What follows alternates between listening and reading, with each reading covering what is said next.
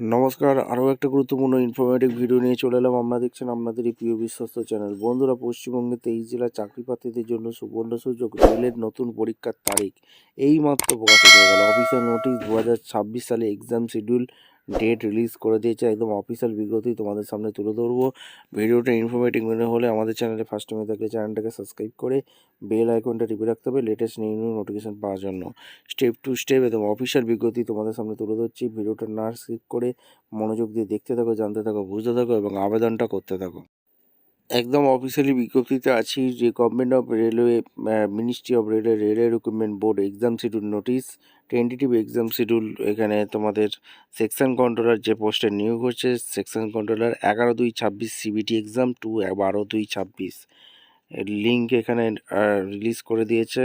ঠিক আছে, www.rrbApply.gv.in আবেদন করতে হবে।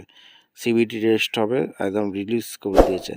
ভিডিওটা ইনফরমেটিভ মনে হলে আমাদের চ্যানেলে ফার্স্ট টাইমে দেখলে চ্যানেলটাকে সাবস্ক্রাইব করে বেল আইকনটা টিপে রাখো। দেখা হচ্ছে কোনো পরবর্তী ভিডিও। ধন্যবাদ।